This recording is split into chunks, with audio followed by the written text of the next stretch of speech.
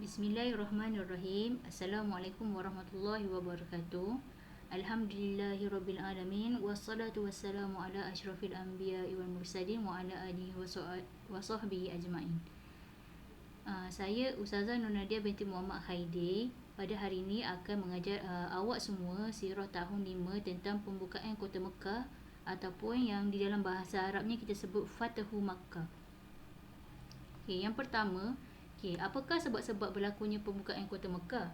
Setelah perjanjian Hudaibiyah, Bani Khuza'ah telah mengikat persefahaman dengan Rasulullah SAW. Apa yang dimaksudkan dengan mengikat persefahaman? Mereka telah berjanji untuk bersama-sama dengan Rasulullah. Yang keduanya, Bani Bakar pula telah mengikat persefahaman atau perjanjian dengan kaum Quraisy. Jadi, Bani Bakar ni telah lama bermusuh dengan Bani Khuza'ah. Lalu pada satu ketika tu Bani Bakar telah menyerang Bani Khuza'ah dengan bantuan kaum musyrikin. Apa yang kita tahu, di dalam perjanjian Hudaibiyah, kaum musyrikin tidak boleh membantu kaum yang lain atau bani yang lain menyerang kaum yang telah mengikat persefahaman dengan Rasulullah. Jadi apabila kaum musyrikin ni telah membantu Bani Khuza'ah menyerang apabila kaum musyrikin telah membantu Bani Bakar menyerang Bani Khuza'ah, mereka telah melanggar perjanjian yang telah tercatat di dalam perjanjian Hudaibiyah, iaitu kedua-dua pihak tidak boleh membantu kaum yang memerangi sekutu masing-masing.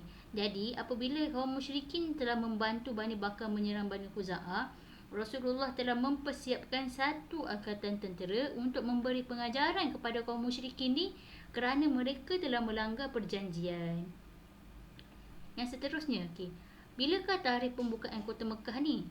Bila tarikh Fatahu Mekah ni berlaku? Tarikh Fatahu Mekah ni berlaku pada tahun 10 Ramadan tahun ke-8 Hijrah. Nabi ataupun Rasulullah SAW telah bersama dengan 10 orang tentera Islam menuju ke Mekah.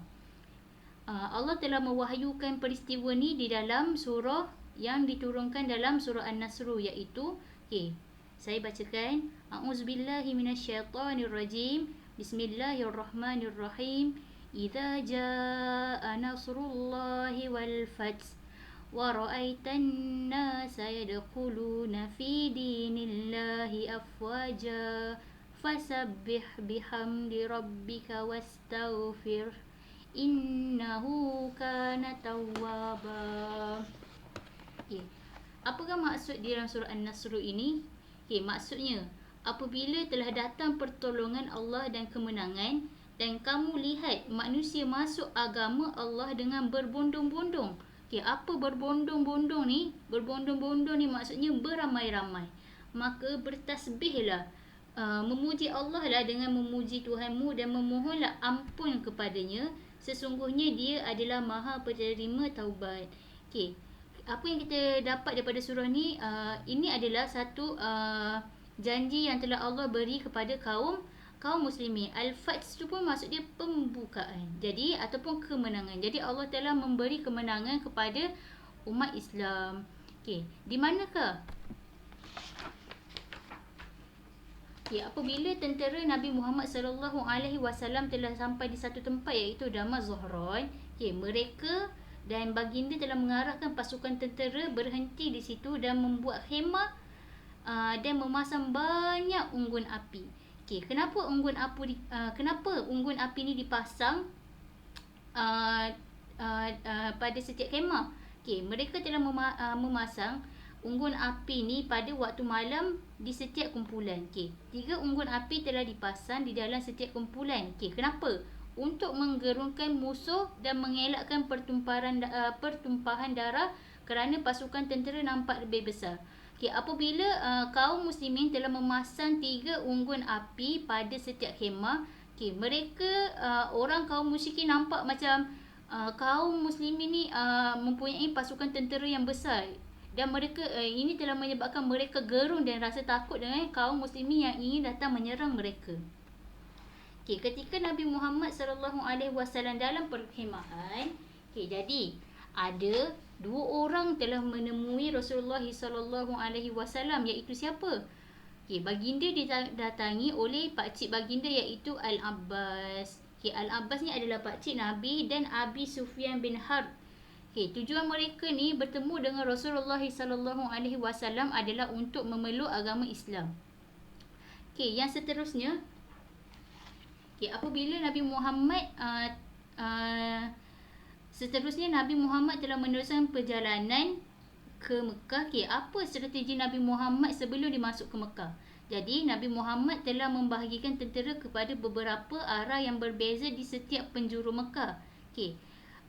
Antara orang yang mengetahui pasukan tentera ni adalah Nabi telah membahagikan antaranya adalah dari arah selatan dan arah utara. Di arah selatan, Nabi Muhammad SAW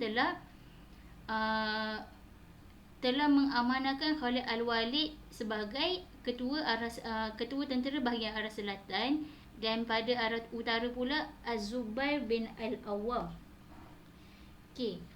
Ketika Rasulullah SAW ingin memasuki kota Mekah, Nabi Muhammad telah mengarahkan seorang tentera muslimin untuk membuat satu seruan.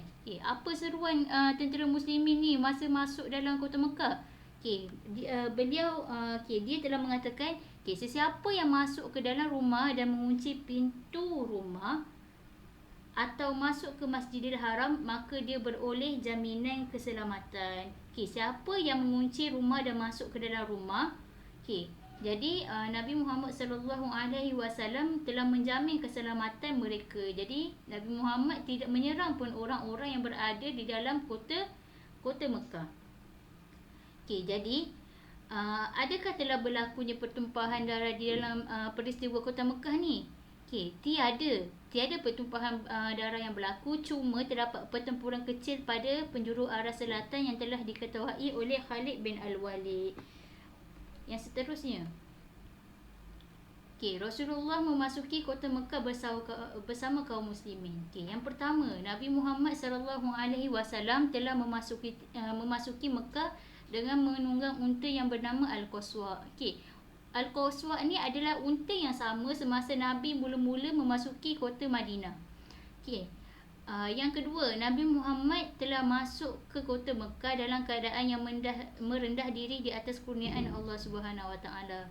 Nabi Muhammad sangat bersyukur apabila dapat kembali semula ke kampung halaman iaitu Mekah Al-Mukarramah, dan kaum muslimin sangat gembira dengan kemenangan ni. Baginda apabila dia masuk ke dalam kota Mekah ni, apa benda pertama yang Nabi buat adalah Rasulullah SAW telah mengerjakan tawaf dan menghapuskan semua berhala. Ada pendapat yang mengatakan berhala di dalam kawasan kota Mekah ataupun di sekeliling Kaabah tu ada 360 patung berhala. Jadi apa yang Nabi buat? Setelah Nabi bertawaf, Nabi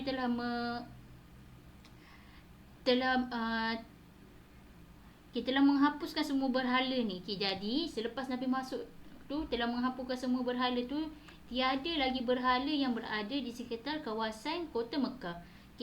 Lalu baginda telah mengumpulkan orang Quraisy, seterusnya memaafkan kesalahan mereka semua yang telah mereka lakukan kepada orang Islam. Nabi Muhammad ni sangat pemurah hati, dia sangat baik hati. Nabi Muhammad telah memaafkan semua kaum musyrikin yang telah menyakiti Nabi, dan orang Islam telah memaafkan orang-orang Quraisy yang telah menyakiti mereka. Apa yang kita tahu, orang Quraisy ni sangatlah berdendam dengan orang Islam. Tapi apa yang orang Islam balas kepada mereka? Orang Islam tidak membalas balik kejahatan yang mereka buat tu. Orang Islam memberikan kasih sayang dan memaafkan mereka semua. Jadi apabila orang musyrikin ni nampak kebaikan orang Islam ni, kebaikan Rasulullah SAW ni, mereka rasa kagum.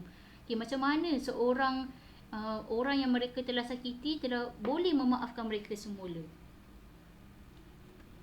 Yang terakhir sekali, apakah kesan daripada pembukaan kota Mekah ni?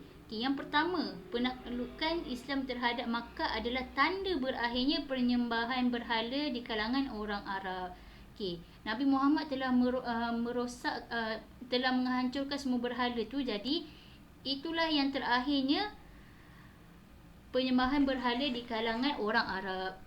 Bila berhala dah semua tak ada, orang Islam telah memaafkan kaum musyrikin Quraisy. Mereka semua telah menjadi penyokong Islam dan telah memeluk agama Islam. Okey, itu adalah kesan pembukaan kota Mekah yang pertama.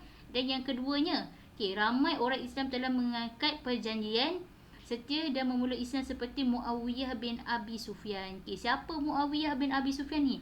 Muawiyah bin Abi Sufyan ni adalah orang pertama yang menulis Al-Quran. Adalah antara orang yang menulis Al-Quran, orang yang membukukan Al-Quran pada zaman Uthman bin Affan. Jadi yang terakhirnya sekali, apa pengajaran yang kita dapat pada kisah ni adalah orang yang sabar tu, seorang yang sabar akan beroleh kemenangan di akhirnya.